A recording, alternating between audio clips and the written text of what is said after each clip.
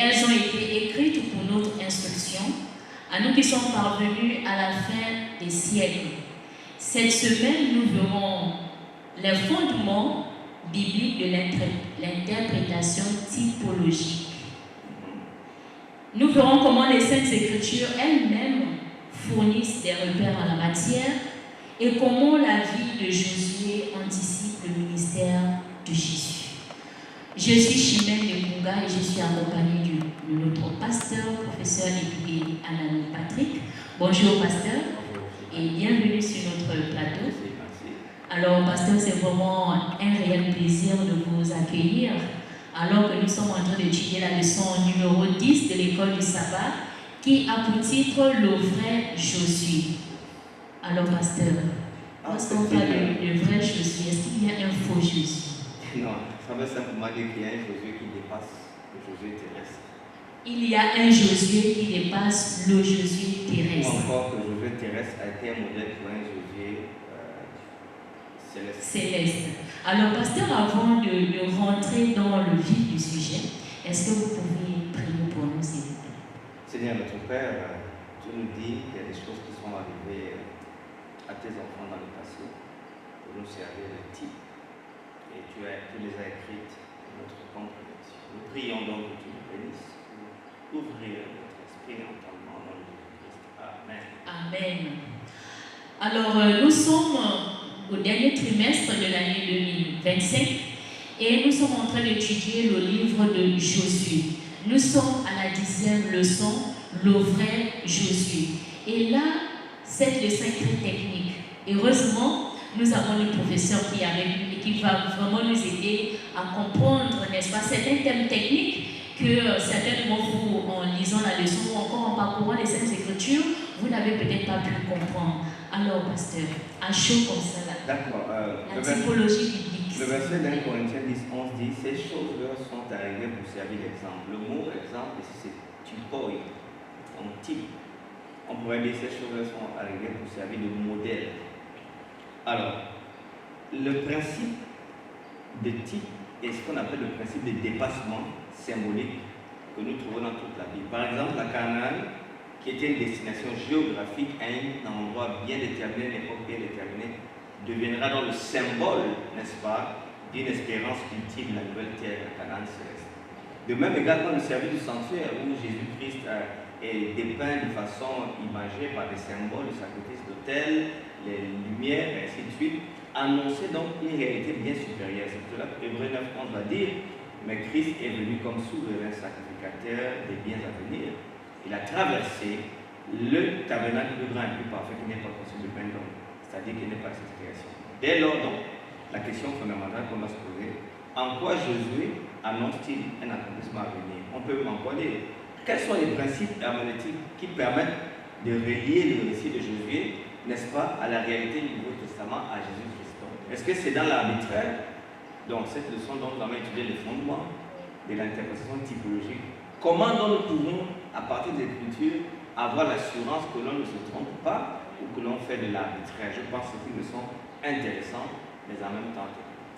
Alors, pasteur, merci beaucoup pour l'introduction. Nous avons le mot typologie biblique qu'on a ajouté.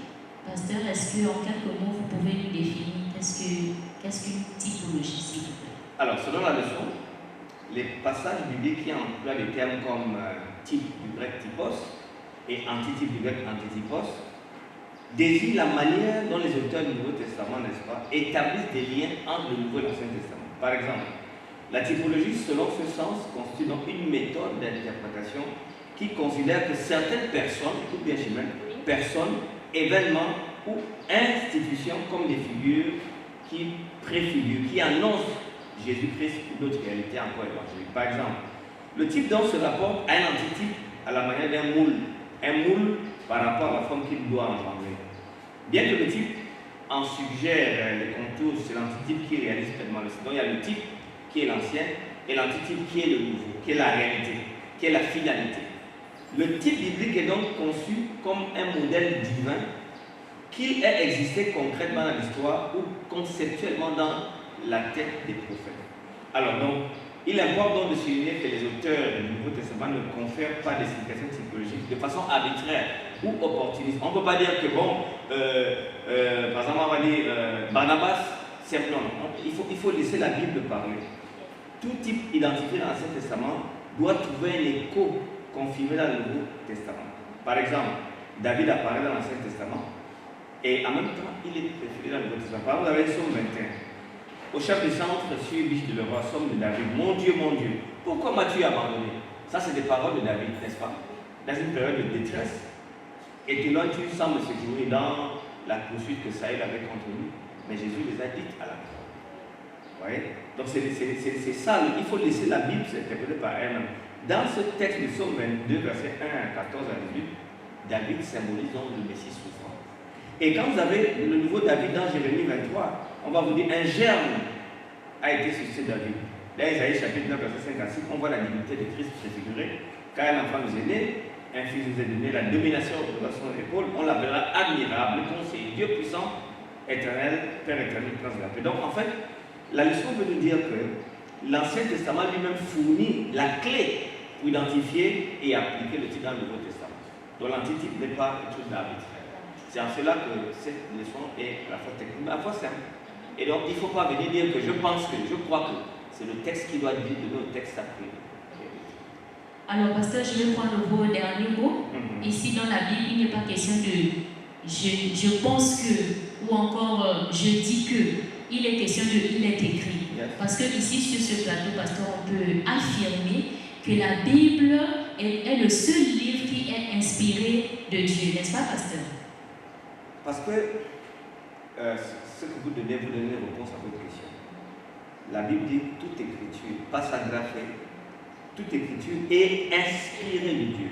C'est-à-dire en réalité, théopneustos, dans le grec dans lequel le mot inspiré arrive, en réalité si on fait une aberration théologique, c'est-à-dire qu'on va dire que toute la Bible est soufflée de Dieu. On donne l'impression que Dieu a laissé à l'homme une liberté, mais Dieu a soufflé à l'oreille de l'homme, ou par rêve ou bien par vision, ce que Dieu attend du prophète. Et le prophète, dans sa propre personnalité, son niveau d'étude, va mettre ça par écrit. Alors quand on étudie les Écritures, ici, Paul ne se réfère pas, dans 2 Timothée 3,16, le texte de Timothée 3,16, ne se réfère pas spécifiquement à l'Ancien Testament, mais à la déclaration de tous les écrits inspirés. Inspiré de Dieu signifie que Dieu est dans le ciel. Donc que ce soit dans l'Ancien ou le Nouveau Testament. Alors, pasteur, il y a une question qui me vient comme ça à l'esprit. Si la Bible est inspirée de Dieu, mais normalement, on devrait avoir un seul message. On devrait avoir une même interprétation. Mais on se rend compte qu'aujourd'hui, nous avons plusieurs communautés, plusieurs dénominations, pour ne pas dire plusieurs églises. Pourquoi est-ce que c'est ainsi? Pourquoi est-ce que nous interprétons la Bible de manière différente alors qu'elle est inspirée, elle doit avoir un seul message? Par exemple, la question est vraiment très profonde. Aux États-Unis seulement, vous avez 40 000 dénominations différentes. Église du Saint-Esprit, Église du Réveil, Église des Apôtres, Église néo, et on en passe. Mais la même Bible. Alors qu'est-ce qui se passe? La différence de toutes ces églises, c'est juste le mot interprétation. Nous avons un même texte, nous avons notre moi, notre culture, notre connaissance, notre compétence, et on impute à la Bible ce que nous pensons et nous créons un nouveau. Donc la raison, la Bible reste un livre tout à fait neutre, mais les hommes ne sont pas neutres parce qu'ils prennent des décisions, ils mettent des emphases sur certains courants, ils voient un verset qui peut être un verset normal, mais ils l'agrandissent et ils l'élargissent, et ça fait donc qu'on peut avoir des divisions basées sur un verset, sur la manière même de lire et de concevoir la Bible. Et à la fin, on a une multiplicité de... Pasteur, peut-être que je vais sortir un tout petit peu de la leçon, parce que cette question d'interprétation, elle fait vraiment beaucoup de polémique. C'est je pense que, je dis que, et rares sont ceux qui parlent de il est écrit. La Bible dit ceci, la Bible dit cela. Mais pour un homme ordinaire comme moi, vous avez fait la théologie parce que vous pouvez connaître un peu les pièges. Mais pour un homme ordinaire qui n'a pas forcément cette connaissance-là, comment est-ce que cette personne peut arriver à déchiffrer que ce qu'on est en train de me dire encore, ce qui est écrit, c'est la vérité ou encore c'est du mensonge? C'est très simple. Dans 1 Corinthiens 4,6, Paul et Apollos nous ont donné un principe simple. Ils ont dit qu'il ne faut pas aller au-delà de ce qui est écrit. Et dans Deutéronome chapitre 4, la Bible dit que n'ajoutez rien, ni retrancher rien. Donc, un chrétien sérieux doit rester dans les paramètres des Écritures. Un chrétien sérieux doit prendre la parole de Dieu comme étant la pensée de Dieu. Et quand c'est la pensée de Dieu, il ne peut pas dire, pour moi l'Ancien Testament, ce n'est pas biblique. Pour moi, c'est le Nouveau Testament. Il y a même d'autres qui disent dans la Bible, s'ils ne voient pas ainsi par l'Éternel, ouais, donc on s'est créé des canons. Et quand vous avez 10 personnes, chacun son canon, s'ils ont un débat sur n'importe quel sujet, vous avez 10 réponses différentes. Mais si 10 personnes prennent la parole telle qu'elle, la Bible telle qu'elle, ne vont pas au-delà de ce qui est dit dans la parole, ils arrivent au même conclusion. Ils peuvent se trouver à New York, à Mouila, au Gabon, en France, à Paris, à Lyon. Les mêmes principes amènent les mêmes réponses. Mais donc, le problème, non, ce n'est pas la Bible en elle-même, mais c'est les méthodes que nous appliquons à la Bible, comment nous trouvons des réponses, et nos préférences, et nos... Voilà donc qui créent les réponses. Pasteur, est-ce que vous pouvez donner un petit conseil avant d'avancer dans notre étude? Lorsque nous lisons la Bible, qui est la parole de Dieu, quelle est la stratégie ou quelle est la méthode à appliquer pour que nous puissions rester justement dans le message que le Seigneur a donné dans un verset quelconque? Première chose, le Saint-Esprit nous conduira dans toute la vérité. La parole de Dieu est un livre spirituel en lui-même. Tous les versets de la Bible sont parce que c'est lu par l'Esprit. C'est l'Esprit qui nous les a donnés. Donc il est spirituel. La Bible est spirituelle. Donc il y a l'écrit, la narration, le type, le genre. Vous ne pouvez pas interpréter le psaume comme vous interpréterez le livre de Matthieu qui est une narration. Donc il y a différents genres. C'est juste un peu d'intelligence et le bon sens qui est la chose la mieux partagée au monde. Un peu de bon sens, vous arrivez toujours à la vérité. La difficulté maintenant de ne pas trouver la vérité, c'est quand l'homme se substitue à Dieu et décide de choisir ce qu'il veut, ce qu'il ne veut pas. Comme Ève a fait, elle a décidé d'écouter le serpent. On en est arrivé à ce que nous savons. Donc, le conseil que je donnerai à toutes les personnes qui s'approchent de la Bible, c'est d'enlever leurs chaussures lorsqu'elles rentrent dans les Saintes Écritures. Et c'est laisser enseigner tant par les écrits et par le Saint-Esprit qui a promulgué ces écrits et qui les guidera toujours vers la bonne vérité. Et la Bible dit, dans le Thessaloniciens chapitre 2, il dit ceux qui n'aiment pas la vérité, qui n'ont pas aimé la vérité, généralement, Dieu les égare, permet, je ne veux pas Dieu les égare, mais Dieu permet qu'un esprit d'égarement les amène toujours à la perdition. Donc la Bible est un livre très sérieux. La Bible est un livre très sérieux. Donc nous avons retenu que lorsque nous voulons ouvrir ce livre saint, il est mieux pour nous d'aller sans préjugés, n'est-ce pas, pasteur? Laisser le Saint-Esprit nous instruire. Et là, nous ne pourrons pas tomber dans son opinion personnelle, mais c'est l'opinion du Seigneur qui parlera. Pasteur, nous restons encore dans le livre de Actes, chapitre 7, verset 37. C'est ce Moïse qui dit aux fils d'Israël, Dieu vous suscitera d'entre vos frères un prophète comme moi. Pasteur, je n'ai pas bien compris.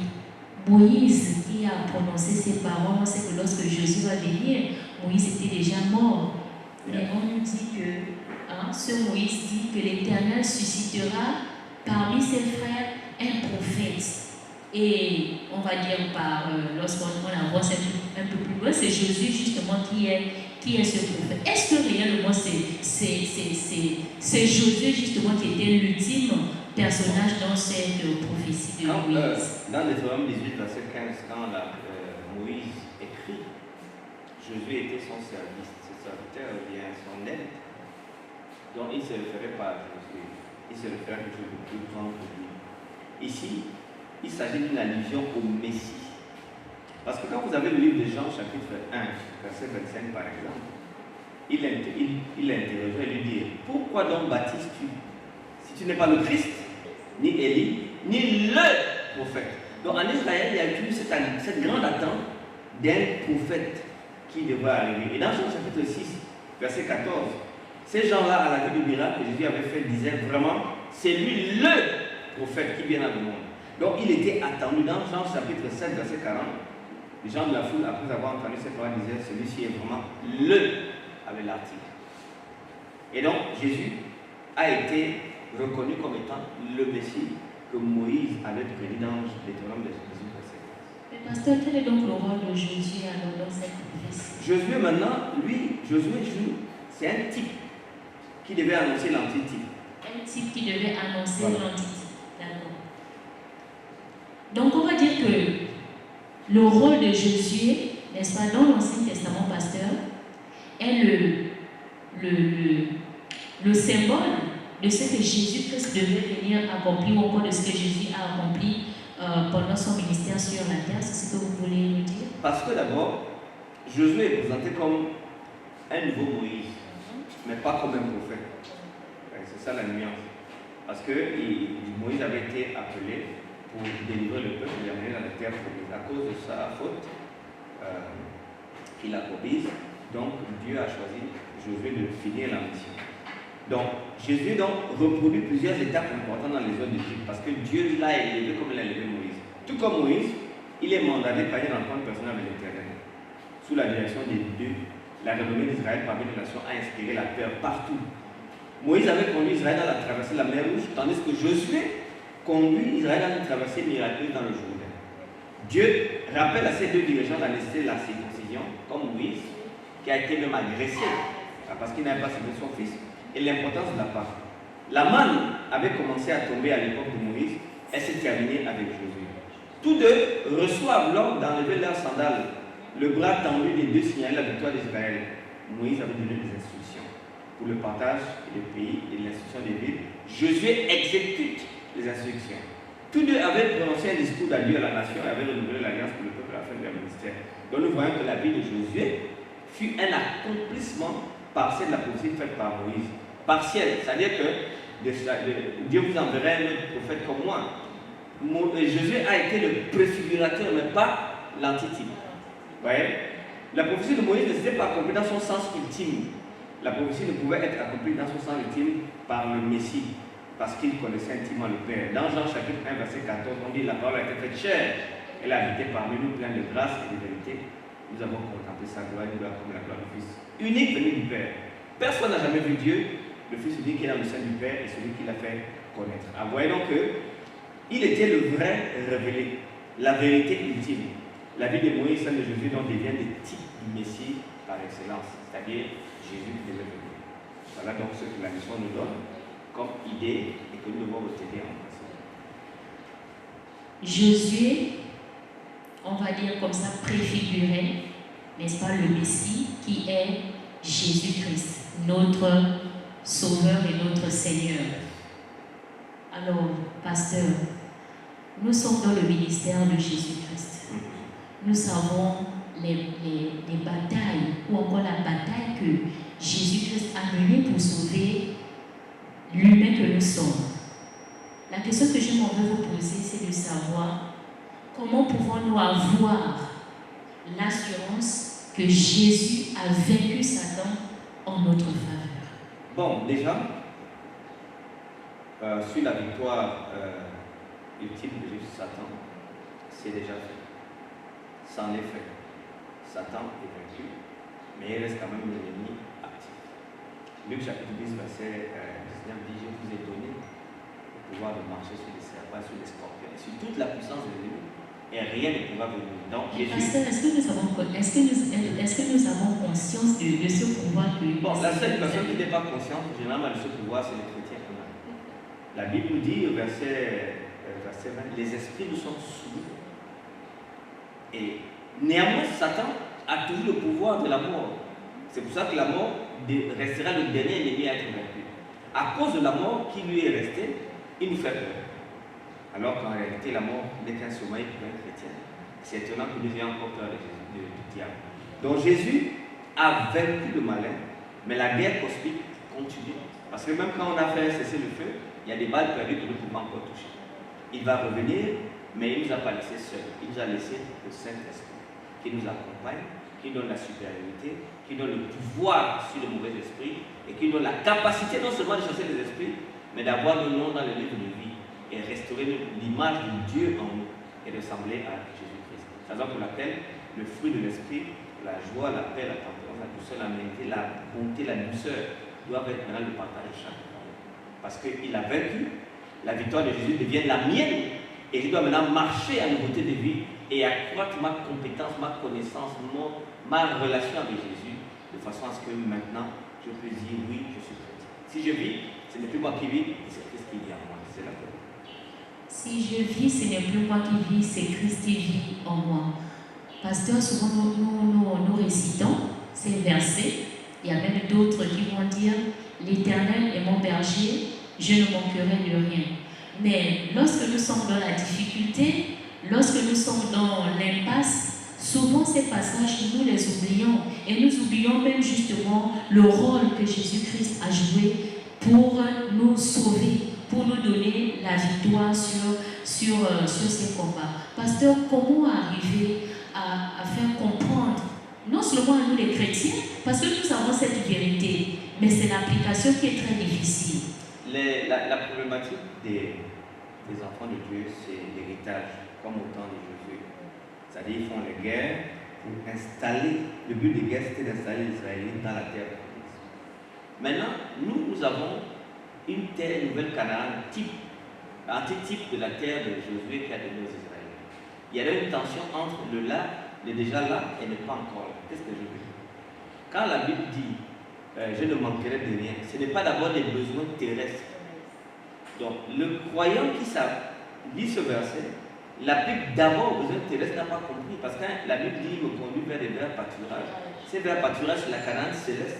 Et c'est pour ça que Matthieu 6, verset 35 va dire cherchez d'abord les choses en haut. Non, je crois que c'est. Oui, je crois que c'est ça. On dit d'abord que cherchez d'abord les choses dans le royaume des cieux et tout cela vous sera donné par Dieu. Et un autre verset va dire dans Matthieu 5, il dit heureux ceux qui ont faim et soif de la justice. Donc ces verts pâturages, c'est la faim de Dieu.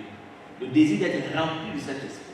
Et quand ces désirs sont faits, Dieu est conscient que vous avez besoin de certaines choses de la vie et vous en donne. Mais il dit également à chaque jour suffit sa paix. Alors, pour tous les auteurs de l'Ancien Testament comme Ésaïe, l'œuvre du Messie consiste également à partager l'héritage à son peuple. Et c'est pour ça que Jésus va nous dire dans Jean 14, je m'en vais vous préparer une place. Et quand ce sera fait, je reviendrai. Donc, les auteurs du Nouveau Testament ont présenté de nombreux aspects du ministère de Jésus-Christ en termes d'œuvre de Josué. Par exemple, Shimon. Josué est entré en Canaan après 40 ans dans la désert. Le Jésus antitypique, Jésus-Christ, est entré dans son ministère terrestre après 40 jours dans le désert. Matthieu 4, verset 1 à 11. C'est la raison pour laquelle les gens qui jeûnent 40 jours ne comprennent pas. C'était application du type et de l'antitype. Ce n'était pas une prescription à tous les chrétiens de jeûner 40 jours. Il faut jeûner. Mais Paul n'a pas jeûné 40 jours, Pierre n'a pas jeûné 40 jours. Pourquoi moi je jeûne 40 jours? Les jeûnes de 40 jours étaient faits spécifiquement pour les types et antitypes. Moïse, face à la menace, il n'a pas jeûné 40 jours. C'est ça. Et dans son ministère céleste, après 40 jours, il est passé sur terre, il est monté au ciel. Donc c'était les 40 jours attribués spécifiquement à l'antitype. Après le baptême de Jésus dans le Jourdain, sa traversée du Jourdain, et n'est-ce pas, Jésus a traversé le Jourdain, Jésus également. Et les auteurs du Nouveau Testament, c'est le Somme 2, verset 7 qui disent je publierai le décret de l'Éternel, tu es mon fils, je t'ai engendré aujourd'hui. Et dans Isaïe 42, verset 1, c'est un psaume messianique, un chant qu'on appelle le serviteur souffrant de Yahweh. Ainsi donc par le baptême, Jésus est révélé comme le guerrier divin qui par une obéissance sans faille jusqu'à la mort engage le combat de Yahweh contre les puissances du mal. Sa vie et sa mort sur la croix ont provoqué la débandade sur ses ennemis spirituels et a offert le repos et conféré l'héritage de la chute. C'est pour ça qu'on dit dans la Bible encore dans Hébreux 4, devenu de temps supérieur aux anges, qu'il a hérité d'un homme plus puissant que lui. Et c'est pour cela que Jésus est le médiateur d'une alliance plus excellente, afin que la mort était intervenue pour le rachat des transgressions commises sur la première alliance, ceux qui ont été appelés reçoivent l'héritage éternel de leur promis. Alléluia. Voilà ce que Jésus-Christ, l'archétype, fait, mais en préfigurant le type qui était Jésus. C'est vraiment merveilleux de voir comment la Bible s'explique en elle-même. Nous ne comprenons pas pourquoi est-ce que nous allons toujours chercher des explications. Or, au-delà même de ce que le Seigneur ne nous a pas révélé. Or, ce qui est révélé, le Seigneur donne également l'explication. Parce que nous rêvons d'un monde, parfois c'est l'image que nous faisons, d'un monde sans douleur, d'un monde sans souffrance, d'un monde sans la mort. Et Jésus-Christ nous a promis ce monde justement. Alors, si nous avons à l'idée cette image d'un monde parfait, comment est-ce que cela peut nous aider à avoir de l'espoir dans nos luttes quotidiennes? Bon, ici déjà, les membres du corps de Christ, c'est-à-dire l'Église, sont impliqués dans une guerre spirituelle contre les forces du mal. Mais néanmoins, on joue d'un repos. Hébreux 4, chapitre 9 dit, il y a dans un repos de sabbat, nous avons le peuple de Dieu. Car celui qui rentre dans le repos de Dieu se retrouve ses œuvres comme Dieu se retrouve des siennes. Efforçons-nous donc d'entrer dans ce repos avec personne. Le temps m'a donné le même exemple de désobéissance. Ça veut dire, le jour du sabbat, Sambati dies, jour du samedi, est un jour que Dieu a institué comme également un type du repos que nous aurons en Christ. Maintenant, il y a d'autres qui disent, ok, je prends l'antitype, mais je rejette le type même. Là, il y a un problème, parce que le type lui-même est encastré dans les 10 commandements. Et donc, il ne faut pas faire un exemple de désobéissance. Premièrement, de refuser le type qui est le sabbat, véritable symbole, mais également le regard que je projette vers la Canaan céleste et que je ne peux rentrer qu'en Jésus-Christ. Alors, quand l'accomplissement final est complet, la typologie de Jésus se fera lors de ça, la seconde venue de Jésus-Christ. Donc, en fait, Jésus continue d'exister en Jésus. Donc, c'est un aspect apocalyptique, eschatologique de la typologie. La vie de Jésus reflète le caractère de Dieu et certains aspects de sa vie que je dois m'approprier.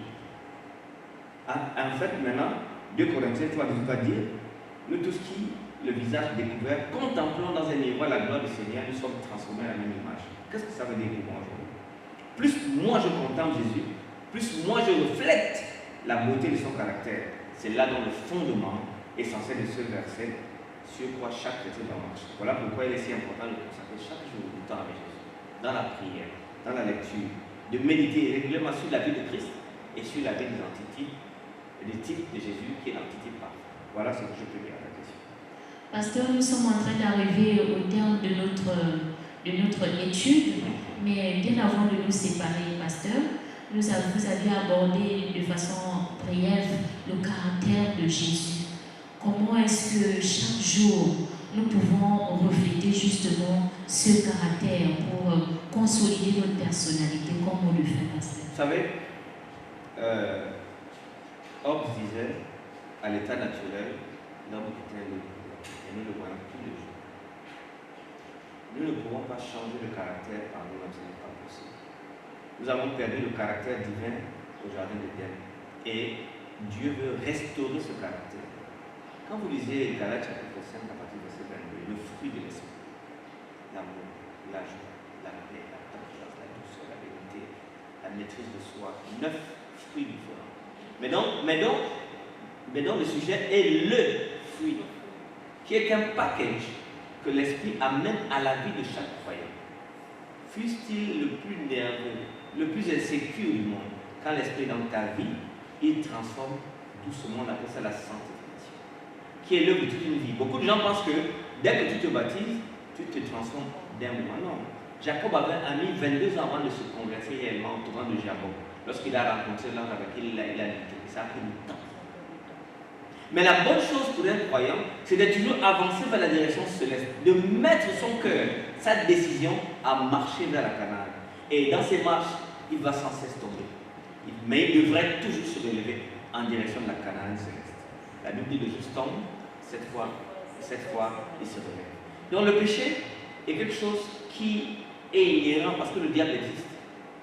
Mais la bonne nouvelle, c'est que Dieu nous aime et Dieu nous relève toujours de nos fautes, mais pourvu que nous nous en repentons toujours. C'est pour ça qu'il dit Dieu est fidèle de pardonner à ceux qui se repentent. Dans cette leçon, l'Église, moi j'ai besoin de Caleb et de Josué, mais de Caleb et de Josué qui sont fidèles. Et je ne dois pas regarder leur vie comme des fardeaux, mais comme des exemples. Et en cela, quand je le fais, maintenant il me mène à l'exemple parfait qui est Jésus-Christ. Merci beaucoup, pasteur, pour ces échanges enrichissants. Et nous croyons également que nos amis qui nous suivent également ont été enrichis par ces paroles. Nous voulons vous retrouver la semaine prochaine pour une prochaine étude et nous espérons vous voir beaucoup en commentaire. Si vous avez des questions, n'hésitez pas à les poser. Nous nous ferons le plaisir de vous répondre.